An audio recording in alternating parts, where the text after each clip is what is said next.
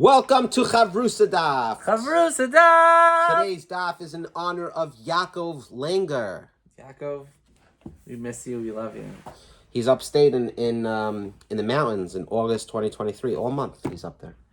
I know. He went to meet a Although he does have a security guard at his house at all times. So all times. That's me, actually. Yeah. He wanted me to watch his bunny rabbit for him. Who is watching Remy? So he brought him back up. Took the cage. Oh, he took Remy. Took Remy for the month. Remy's got miles.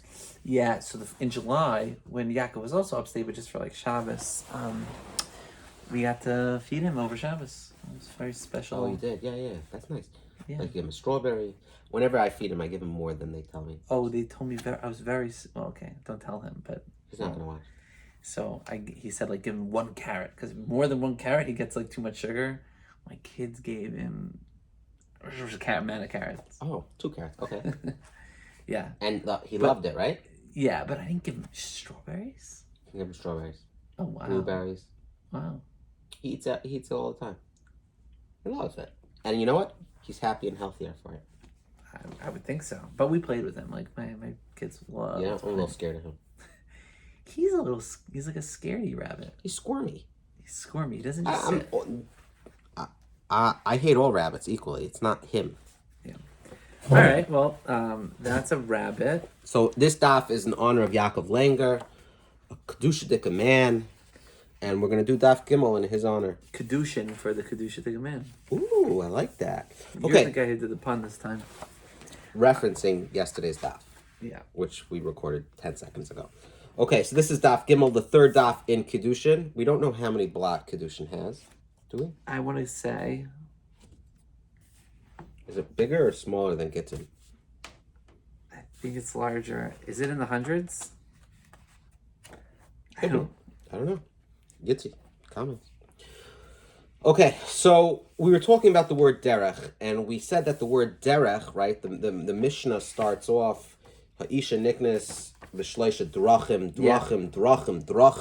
Why doesn't it say dvarim? Drachim is the way of things, and when there's a way of things, we stick to this word drachim, right? V'hadithnan. One of that which we learned in the Mishnah, it says, Koy yesh by drachim shavel chaya. There are drachim... Do you want to pull your chair back and we'll pull this? Oh, would that help?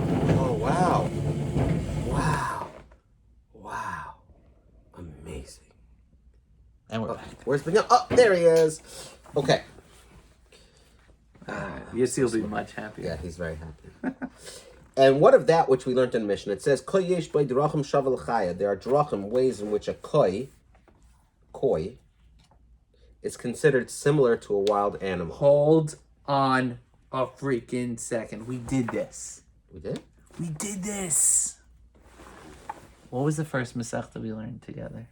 You should know. Because, like, remember Was it that... Gittin? I'm sorry, No. Nazir? I think it was Nazir. Yeah, we finished Okay. Nazir.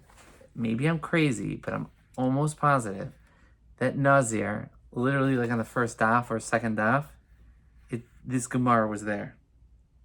In what context? Who's talking about a kai? Go get a quick get. I'm getting it. Okay, a Nazir. Yeah, that's what I meant. All right, you get to continue. Okay, so I'm going to read some notes here. A koi, in regards to various laws, the Torah distinguishes between 2 categories of animals. A behema, which is a domestic species such as cattle, sheep, and goats. And then there's chayas, non-domestic species, deer, antelope, I would imagine lions, tigers. The rabbis were unable to determine whether a koi, some identify this creature as a buffalo, is to be classified as a behema or a chaya. The Mishnah thus delegates to the species the legal stringencies of both categories. So, koi yesh by drachim shavel chaya. There are drachim, ways in which a koi, let's call it a buffalo, is considered similar to a wild animal. For like a wild animal, the koi's blood must be covered after it is slaughtered. The yesh by drachim shavel behema, and there are drachim, ways in which it is similar to a domestic animal. I know, I can't find it, but now I know because what you're saying. May not be consumed. Why don't you Google? You have your cellular device. No. Google. Okay. Ellie, remember we did a Gemara where it said there are 3 ways that it's like this and 1 way that's like this. here's the 3 ways that it's like this. Remember, it would say 2 statements, and then the Gemara in Nazir was like, why did it start with the first one and not the last one? Okay. So this was one of the examples. Oh, this was one of it? And you don't just want to Google Nazir Koi ways? Nah, because I don't know if our user base is that interested. Not interested. You're looking through an entire Gemara. You'll have your answer in 10 seconds. This is what I have to deal with, Rabbi Stein. It's not easy. It's not easy. Did anyone develop ChatGPT for Gemara yet? Yes, there's a rabbi. I can do it right now. Really? Yeah. Fine. Rabbi. I have to stop the video, then I have to lay the videos on. Rabbi AI? No, so don't do it. We'll find it. Okay. This is really okay. I got excited for no reason. We'll find it. It's there. I'll find it. We'll put it in the comment section. Okay, thank you. So there are ways in which it's similar to a wild animal and similar to ways like again? a domestic animal. No. There are ways in which it's similar to both the wild. Oh, the ways in which it is similar to a wild animal is that it has to be covered. The blood has to be covered after it's slaughtered. And it's similar to a domestic animal, a behema, for its chalev may not be consumed. Okay. The chalev is the portions of animal fats that the Torah prohibits for consumption. These portions are prohibited only for animals classified as behema, but not for those classified as chaya. Since it is uncertain whether a koi is to be classified as a behema or a chaya, its chalev is forbidden. And there are ways in which it is similar to neither a wild nor a domestic animal. For a koi may not be crossbred with either type of animal. Nisnei dvarim, let the Tana teach dvarim, since no particular way of things appear to be used by the use of the word derech. Further, v'suha detnan, and furthermore, what of that which we learned in the Mishnah? This is one of the drachim in which divorce documents are similar to documents of emancipation for slaves. Nisnei dvarim, let the Tana teach dvarim here as well, because the word derech in connection with this topic doesn't appear to allude to any specific type of thing. Rather, wherever there's a differentiation within the laws of a certain topic, Tani drachim, the Tana teaches drachim. So we're gonna uproot our previous way of explaining drachim, and we're gonna say a new answer. When we say drachim, that's where there's a differentiation within the laws of a certain topic. And where there is no differentiation, Tana dvarim, the Tana teaches dvarim. So over here, there exists a distinction within the methods of Kiddushin. Only 3 ways affect Kiddushin, while the method of chuppah does not. Our Mishnah uses the term drachim to characterize these methods. Well, so basically, anytime there's more than one way, you could say drachim. Well, I don't know if that's to characterize the methods. So it says over here, see below note 14. Chuppah denotes the process by which a man is taken into her husband's jurisdiction for the purpose of marriage. If the Mishnah had simply listed money, document, and cohabitation, it would not have been argued that chuppah, a process which works to effect nisu in the final stage of marriage, can be assumed to function as a method of Kiddushin as well. The Mishnah, however, explicitly states that only 3 methods are valid. Hence, chuppah is excluded as a means of effecting Kiddushin. So again, when it says drachim, it's saying these things and not anything else. Whereas if it would have said shalosh dvarim, if it would have said dvarim, then you might have said, oh, maybe I could still do chuppah. That would maybe it's not to exclude something else. When you say drachim, it's these and not something else. Right. When it's specifying specific methods.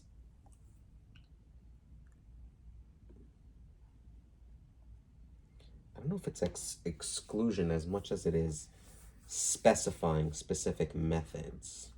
That doesn't make any sense either. So the Mishnah in Tractate Zvarim lists only 7 disqualifying causes for a ziva omission.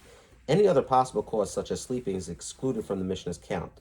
Likewise, the Mishnah in Tractate Gittin lists only certain ways in which divorce documents resemble documents of emancipation. In other ways, regarding, for example, the law of a husband or master who instructs his agent to give these documents and then changes his mind, the 2 topics do in fact differ from one another. Since the laws of each of these mishnahs are subject to distinction, the language of derech is employed in connection with them as well. Are subject to distinctions. I don't know if it's exclusions as much as it is something called distinctions or specifications. Like if there's something about these. I would write into article saying that I feel like this is not clear. Right. Where there is a differentiation within the laws of a certain topic, the Tana teaches drachim. And wherever there is no differentiation, the Tana teaches dvarim. Hence, since there exists a distinction within the methods of Kiddushin, only 3 ways affect Kiddushin, while the method of chuppah does not, our Mishnah uses the term drachim to characterize these methods. It's not super clear, right? But for some reason, there's something unique about this specification, this characterization that it uses drachim. In fact, the Gemara Dekanami Tani Sefer, there's also evidence for the conclusion of the Mishnah. It's proof regarding esrog. Teaches Rabbi Lezer, esrog shaver le'ilan l'chal davar. The esrog is similar to a tree in every respect. Davar. Here, where the Mishnah records no distinction in the laws of esrog, the term devarim is used. In the beginning of the Mishnah, however, where a distinction is in fact stated, the word drachim is used. Hence, it is proven from here that wherever a distinction to be made within a set of laws, the Tana uses a language of derech. So this helps a little bit. When things are in every aspect similar, we're going to use the word dvarim. But when there's some unique distinction with the list, and in our case, these 3 things affect marriage, but chuppah does not, we're going to use the word drachim. Still stands exclusion. It sounds like an exclusion, right? Which I'm fine with. Which is fine, right? Okay. Just like article. Come on, just say that. Right. Okay. Although the Mishnah lists only 3 methods of Kiddushin, Midaita, you have to say against their will. Now you have to all of a sudden say plukta. I don't know. Whatever. Maybe Kiddushin was one of their first ones that they translated. Oh, go easy. Sorry. The Mishnah lists only 3 methods of Kiddushin: money, document, and bia. The Tana nevertheless finds it necessary to explicitly state this number. Women may be acquired in 3 ways. Likewise, in the Mishnah's second clause, account of the valid methods is also included. Woman may acquire herself back in 2 ways. The Gemara thus inquires, Minyana Deresha, the number in the first clause of our Mishnah, woman may be acquired in 3 ways. Limeute mai, what other method of acquisition does it come to exclude as being invalid for Kiddushin? Minyana de Seifa, a woman may be acquired herself in 2 ways. Lamute mai, what other possible ways of terminating a marriage does it come to exclude? Minyana dereish lamute chuppah, the number in the first clause comes to exclude chuppah from the category of valid methods of Kiddushin, right? If you do chuppah, you're not going to do that first part of what you need to, the nesuin, right? Sorry, I'm a little behind. Minyana dereish lamute mai, and the Seifa lamute mai. Minyana dereish lamute chuppah. Okay, sorry, is that where you got up to? Yeah. Okay, yeah. Which one? Where are you? Meaning it's 3 and not chuppah. 3 and not chuppah, right? Chuppah is only the second half of what you need to do it for nesuin. L'Rav Huna, the Amar chuppah kaina. Rav Huppa. The Gemara asks upon this, Rav Huna, the Amar chuppah kaina, who says that in addition to accomplishing nesuin, chuppah acquires as well. Chuppah can also accomplish Kiddushin. Mikal v'chaymer. Rav Huna derives this from a Mikal v'chaymer. So, what does the number 3 come to exclude? It's going to be discussed on Daf Hey what his Kal v'chaymer is. But he says chuppah is everything. So there's nothing to exclude. So why are you saying the number 3? Umute chalifin. The number comes to exclude chalifin for the category of valid methods of Kiddushin. Chalifin, what is that? Chalifin, which literally means exchange, is a type of kinyan whereby an object is exchanged between 2 parties as a means of effecting a given transaction. The item which is used, traditionally a handkerchief, need not be worth even a pruta. Oh, I guess a handkerchief's not worth a pruta. Generally, the recipient of this object returns it to the giver after the act of chalifin. However, he's not required to do so. So if you do chalifin and you're like, hey, okay, the first stage of marriage is done, Rav Huna's like, nope, that does not work. Maybe everyone says it doesn't work. You might have thought to say, since a comparison of kicha from the field of Ephron has been established, the following conclusion should be drawn. Just as a field may be acquired through chalifin, so too a woman may be acquired through chalifin. Mashmalan, 3 it says 3 and not chalifin. Rav Huna. That's why it says shleisha. Shalish, whatever it says. Yeah. Okay. Ve'ima hachinami. Say that the above argument is in fact correct. Maybe say that just like if we learn from Kicha and Ephraim, you could do a sada with Chalipin. Maybe you could attack be kind of a woman with Chalipin. Chalipin isnu b'chas mishava pruta. Chalipin can be executed even with an item worth less than a shava pruta. Ve'isha b'chas mishava pruta, and a woman through an act of kinyan involving less than the value of a pruta, will not give herself over, for such an exchange would be demeaning to her.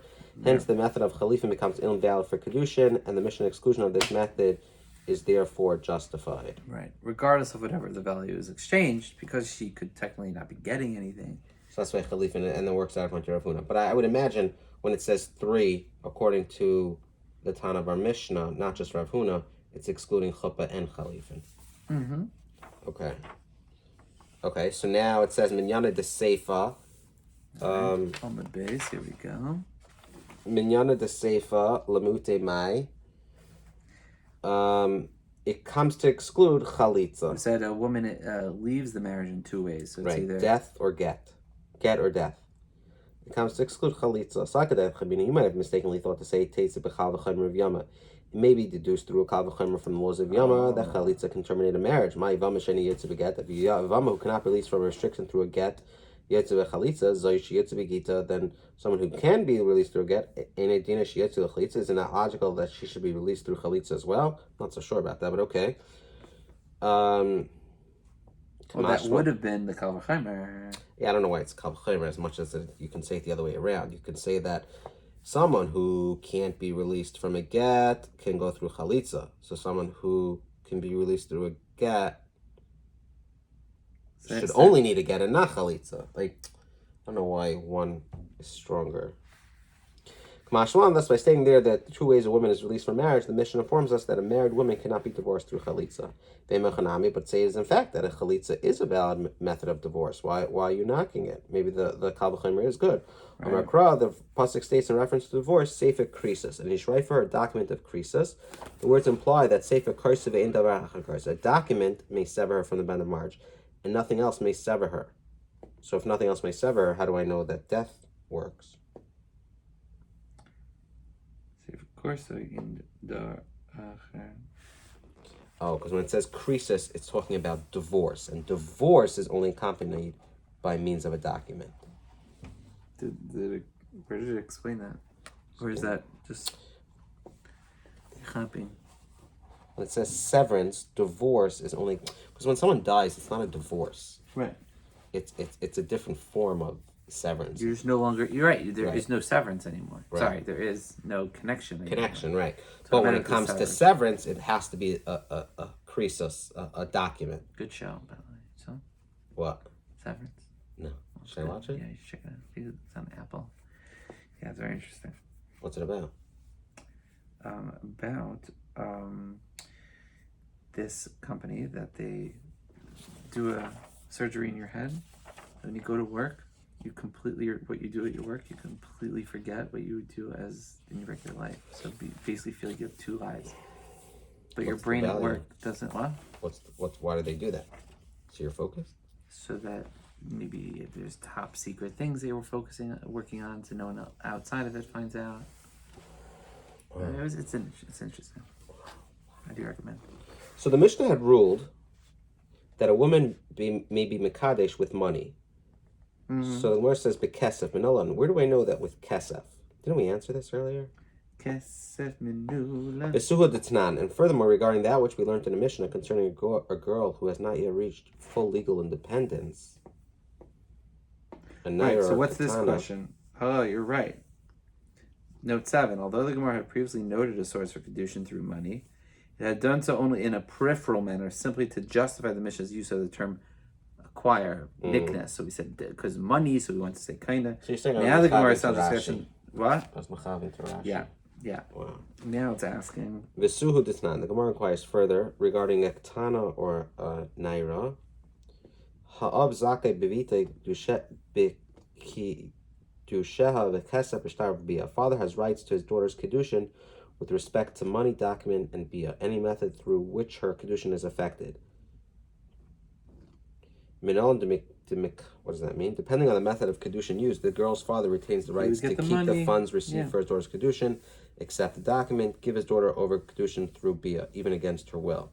The rights of the father are operative as long as the girl is still a naira and has not yet reached the legal state of full maturity, known as bugeres. A girl automatically becomes bugeres 6 months after she becomes a naira. So it's 12 and a half. Yeah. So minalim demikanya bekesa, from where do we know these laws? Firstly, that she may be acquired through money, as our Mishnah teaches, v'chesef da'avuahu, and secondly, that the money which is accepted for Kiddushin is her father's. So we have lots of questions here. Amar Rabbi Yehuda Amar Rav, right? We have a question of where do we know the money? Where do we know that she can be acquired through money, a naira katana, and that the money goes to her father? Amar Rabbi Yehuda Amar Rav, the pasuk says, "V'yatza chinam ein kasef," and she shall go out free for no money. It says in Shmois that the pasuk discusses the freedom of a Hebrew maidservant. It states that if the maidservant is not released from servitude through yiyud, marriage to her master or her son, or giron kesef, compensating her master for the remaining years of her term, then she shall go free for no money. So from the latter words of the pasuk, we can infer the following: Ein kesef laden zeh, no money is given to this master when a naira, the maidservant, leaves his jurisdiction. Al yesh kesef laden acher, but there is money that must be given to a different master when a naira leaves this other's master's jurisdiction. Umaninhu, imanihu, and who is this other master? Av, it is the Av.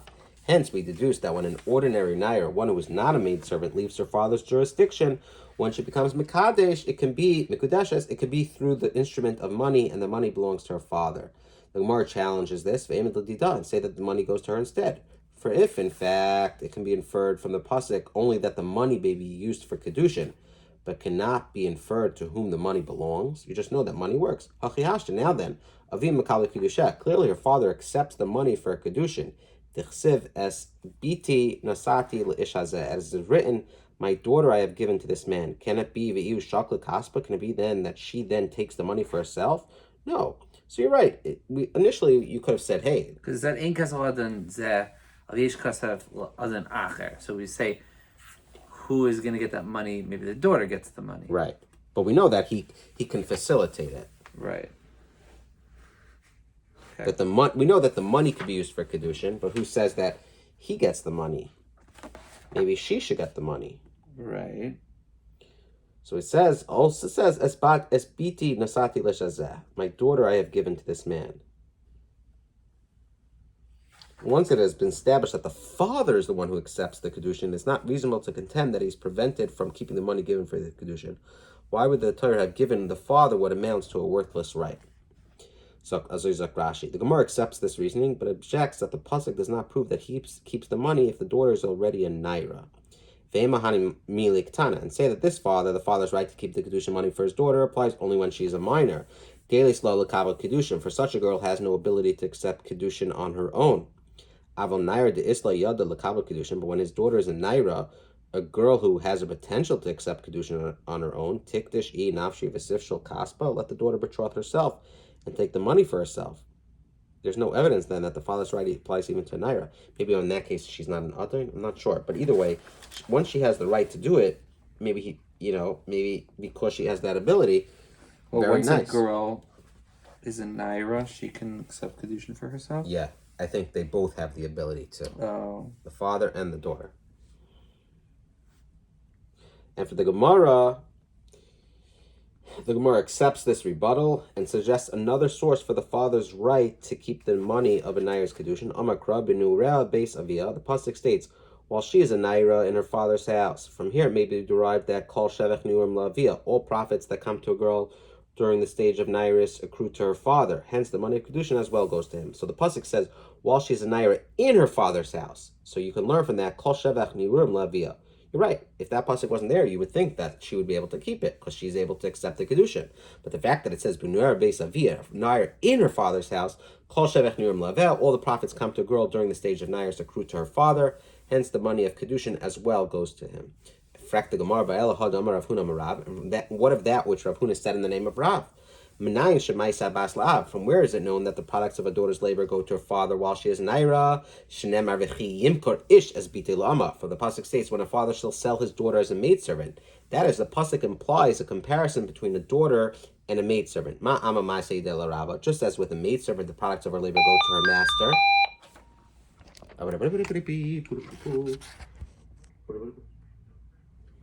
No, not for me. Okay. Wow, saved by Binyamin's quick acting hand. So just as over there the pasuk says, it says, when a father shall sell his daughter as a maidservant. That is, the pasuk implies a comparison between a daughter and a maidservant. Just as with a maidservant, the products of her labor go to her master. So too it is with the daughter who is a naira, the products of her labor go to her father. Now, if it is truly so that the verse, while she is a naira, teaches that all naira's profits accrue to her father, then why is Rav teaching necessary at all? Let us merely deduce his law from the pasuk while she's a naira in her father's house. For surely the products of a naira labor falls within the category of the profits of a nairis. Right? So you wanted to say that, it says B'nur Beisavia, so to show that everything goes to the father. But yeah, Rehuda said in the name of Rav that the daughter's labor go to her father while she's a naira, because the pasuk says, when a father shall sell his daughter as a maidservant, just as a maidservant goes to her master, so to the products of her labor go to her father. So if it's true that while she's naira teaches that all the naira's profits accrue to her father, then we don't need Rav's teaching. Right. We know that if she's a naira, everything goes to her father's house. Yeah. For surely the products of a naira's labor fall within the category of the profits of a nairis. Everything's all included in the profits of a nairis. Just learn it from B'nur Beisavia. Learn it from B'nur Beisavia, right? Ella, rather, the fact that Rav needed to teach another pasuk to show that this verse, while she's a naira in her father's house, Rav needs to say another verse shows that this verse, of while she's a B'nur naira, is written with regard to the annulment of. Oh, because that's what that pasuk was talking about. Right. Over there, it must be talking about Hafaras Nadarim and teach us nothing about a father's rights to his daughter's labor, just that he can annul her vows. Thus, here also, with reference to our discussion of Kiddushin, we must conclude that the pasuk implies nothing about the girl's rights in Kiddushin, for this verse is written only with regards to annulment of vows. Oh, when he was talking... Wait, this is still part of the question? Yeah. Thus here also, with reference to our discussion of Kiddushin, we must conclude that the pasuk implies nothing about the father's rights in Kiddushin. No, I feel like it's answering it, meaning... No, Gemara concludes its challenge. You're right. Like, after all that, we could have said, hey, yeah, why do I need it? We have... everything can be included. But the question is stronger than that. The question is that Rav, when he says... No, I got it. I think we're not understanding. We have to remember what our original question was. Okay. Our original question was, how do we know that the kesef from this marriage goes to the father? So first the Gemara says, because it said B'nur Beisavia. So that's how you know that anything that this naira gets, including the kesef Kiddushin while she's a naira, goes to the father. Because it's B'nur Beisavia. Now realize the B'nur Beisavia is a pasuk talking about Hafaras Nadar.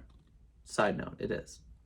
So now the Gemara is like, wait, I don't like that you're using the pasuk of B'nur Beisavia to teach you that the father's going to get the Kesef Kiddushin, because Rav Huna Marav brought a whole pasuk that how do you know that the Maisa Habas goes to the father, because it brings up a different pasuk of Kim Kar Ish Spita La'ama to teach you that you get the Maisi Dayim for the daughter. So it's like asking a question within this, right? Within here, I just learned it out from B'nur Beisavia. So now the Gemara is saying, no, because B'nur Beisavia is only talking about Hafaras Nadarim. Oh, actually, right. Sorry, now it is concluding its challenge. I get it now. That pasuk is talking about Hafaras Nadarim. And therefore, you can't tell me that B'nur Beisavia is going to teach you that the father also gets the Kesef Kiddushin. It's not talking anything about Kesef Kiddushin. Because it's just talking about Hafaras Nadarim.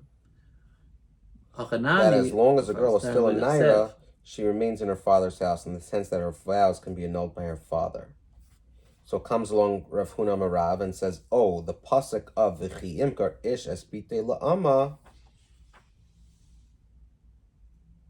is referring to monies as the master, right? That's referring to monies, but nothing about Kiddushin. So when we see the pasuk of B'ner Beis Avia, it has nothing to do with Kesef Kiddushin. Okay, fine. It only has what to do with Hafaras Nadarim, like we see. Okay, so that's where we're at right now. Right? Correct. At this stage It's of a the question. It's a question that the reason. So you Rav don't have a Huna- raya. You don't have a right. raya. Rav Huna Marav, if he was talking about money, he would have used this pasuk of B'ner Beis Avia because it's just straight out there that the father has, she's in her father's house. Why didn't Rav Huna Marav use that as the money the signature money proof? Is because over there it's talking about Hafaras Nadarim. That's why Rav Huna Amarav has to come on to V'chi imkar ish es bitei la'ama. Right. So basically, we're just answering the question of, why did he learn it from B'ner Beis Avia? Now we're saying, no, he couldn't have learned it from B'ner Beis Avia because that's only talking about Hafaras Nadarim. So to answer back our question of how do you know that the Kesef Kiddushin goes to the father, you can't learn it from B'ner Beis Avia. So that's where we're at. That's correct. where we're at. Right. So the Gemara accepts this reasoning. And therefore dismisses the notion that a father's right to Kiddushin from the verse of while she's in the Gemara now proceeds to propose and rejects several other sources for the father's rights. We'll do a little more. And if you will say, derive that a father keeps the money of a Naira's Kiddushin from this very law, from the fact that a father has jurisdiction over a Naira with regards to Hafaras Nadarim, we must reject this deduction for monetary law cannot be deduced from prohibitory law. And prohibitory law is Isura, that's forbidden status, as opposed to questions of monetary law. So Kiddushin would fall under Isura. Right. And Mamoina is just Hafaras Nadarim that she... I'm sorry. No. Isura refers to category of law that deals with questions of permissible or forbidden status, which is Hafaras Nadarim, as opposed to questions of monetary law. Meaning who gets the money. Right, for Kiddushin. And that's not, even though that you would think that is Isura, right? But it's really, it's the Mamoinidika aspect of that Kiddushin. And if you say, derived from the fact that a Nair's father keeps penalty payments awarded to his daughter, that he also keeps the money for Kiddushin, and money alfinan. Money from Kiddushin is not a knas, and we can't learn knas money from Kiddushin dika money. Right. Or monetary things from penalty. Payments, yeah. Penalty is a different form of monetary, and monetary it doesn't work. And if you will say derive that a father keeps the money of Kiddushin from the fact that he keeps compensation that is paid for his daughter's humiliation and devaluation, Shani Baishubkam, the deduction cannot be likewise made for the payments of humiliation and devaluation are different, Davu Shaykh Begavi, and that her father has a rightful stake in them. A father has legal rights to betroth his daughter to a man of repulsive appearance or habits, and thereby humiliate and blemish her in exchange for a sum of money. It can thus be said that a father has a certain financial stake in the humiliation and blemishing of his daughter. This stake is affected if a man rapes the Naira, for since a girl has been violated is a less desirable marriage prospect, the rapist has caused his father to lose some of the potential gain he might have realized by betrothing her. So as it relates to Baishas and Begam, he has a rightful stake in them. By contrast, a father has no rightful stake in the money of Kiddushin, and hence it does not necessarily follow that the Torah awarded him these rights as well. How do we know he has the rightful stakes in Baishas Begam? Because it impacts him specifically. It's a little weird because Baishas Begam, the whole example of the proof is from a case of Kiddushin, right?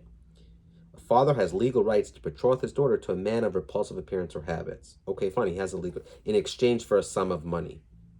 You're talking about a case of Kiddushin. Baishas Begam was talking about a man rapes a girl, that the rapist has to pay the father the value of the humiliation and the value of her being devalued from a woman who was a virgin to no longer being a virgin. Yeah, okay, fine. So what future loss did she have? What future loss did he experience as a result of the rape? A Kiddushin dika loss, right? Yeah. Isn't You're saying that is... Yeah, to me, it's like... To me, you're saying that Boish's Pakam is different because he has a rightful stake in them. He has a rightful stake in them as it relates to Kiddushin because when he marries it off. Okay, but it's two separate things according to the Gemara, and therefore we have not approached or have we don't know. We don't know why the father has rights to the money of a Naira's Kiddushin. Yeah.